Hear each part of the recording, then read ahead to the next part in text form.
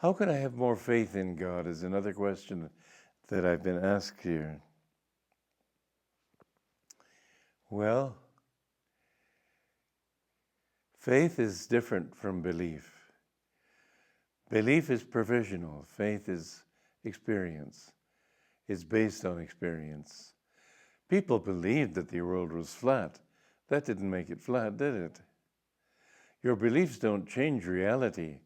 And if you believe the wrong thing, it still will be reality, and your beliefs won't take you anywhere. Faith comes after you've experienced something. In science, faith comes by experimentation. You test a hypothesis, you find that it works, you try it in different circumstances, you find it always works, then you can say you have faith in it. But that kind of faith is still fragile. Science every 10 years seems to change its mind on fundamental issues. I remember back in 1960, scientists were saying that they pretty well had the universe figured out. They didn't think there was anything more that would be earth-shattering that they had still to learn.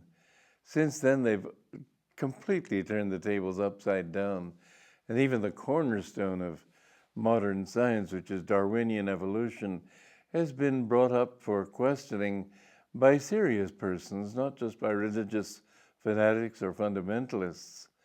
And in fact, in my book, I've written 2 books on the subject of science and its limitations. One is called Out of the Labyrinth, and the other one is Hope for a Better World. And I show in that Darwin simply asked the wrong questions. It isn't a question of survival.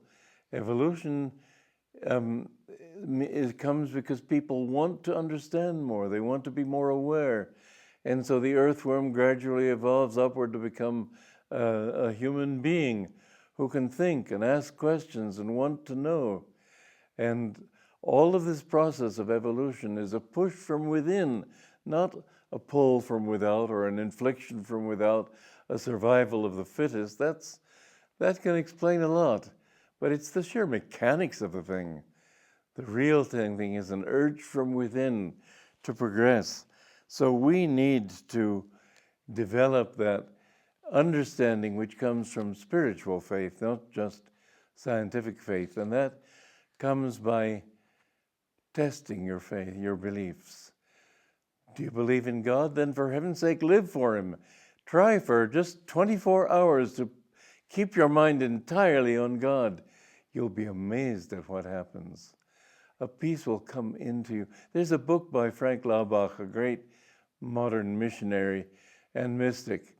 It's called Letters of a Modern Mystic.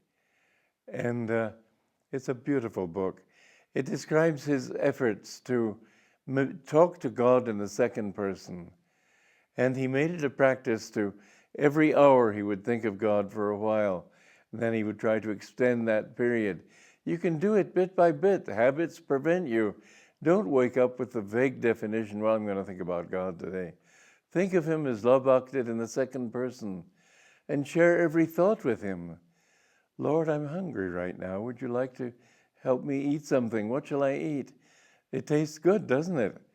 He's tasting through you. He's seeing through you. He's smelling through you. He's hearing through you. It's a very good thing to take a walk at night or in the evening and just be alone and quiet and don't talk to anybody and just feel that you're sharing your walk with God. Feel His energy working through your limbs. Feel His thoughts thinking through your brain. And whatever happens outside, if it's a dog barking or a train going by or a car in the distance or whatever it might be, think that God is in that form and maybe He has something to say to you. Because sometimes God will talk to you through very unexpected channels.